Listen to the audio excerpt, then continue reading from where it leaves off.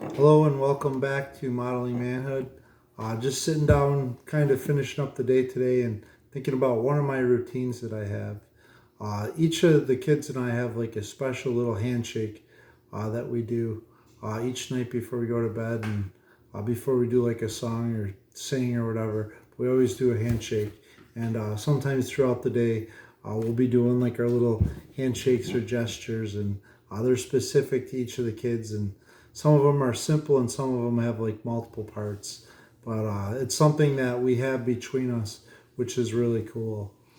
In the Bible, there's references of people meeting and having like a holy kiss when they get together. And there's instances where people lay hands on other people and pray for them and ask for like healing and different things like that. And one of the examples of Jesus writing in the sand is found in John chapter 8, where the woman caught in adultery and they're all like getting ready to stone her. And he just like bends down to the ground. And chapter 8, verse 6. This they said to test him, that they might have some charge against him. Jesus bent down and wrote with his fingers in the ground. And as they continued to ask him, he stood up and said to them, Let him who is without sin among you be the first to throw a stone. And the older ones left, and then the next age group left, and eventually there was no one. And he said, Go and sin no more. And I just think about without even a handshake, he was able to gesture without even saying anything. And our body language says so much about who we are as a person. And we need to be careful what our facial expressions are saying, because people might take us the wrong way. And if we're like saying we're really happy but our faces are looking like this, we're just not being honest with ourselves or honest with anybody else.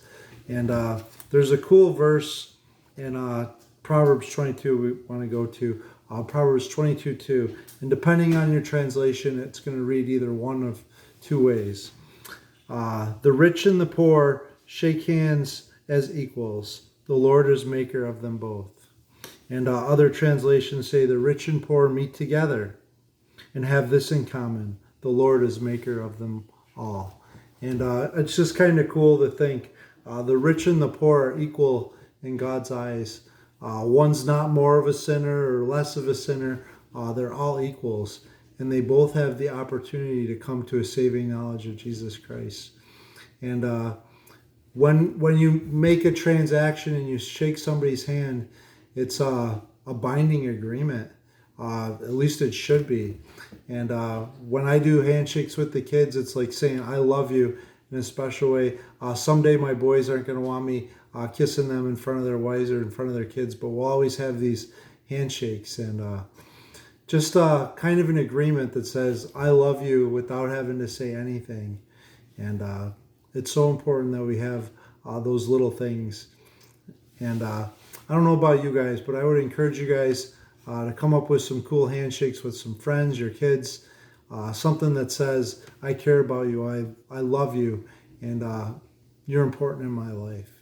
And as you read through the Bible and you look at the different interactions, whether it's with brothers and brothers, fathers and sons, or friends and friends, yeah, it's just cool to see how they interact with each other.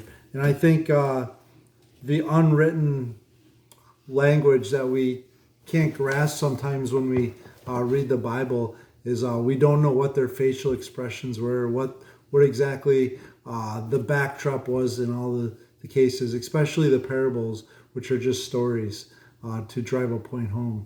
But when Jesus interacted with people on earth, they felt his love and compassion, and we need to make sure that the world sees the same when they view us. So that's my encouragement and challenge for you guys. Thank you for joining us here at Modeling Manhood. I will see you guys again tomorrow, where we'll do it all over again, a little different.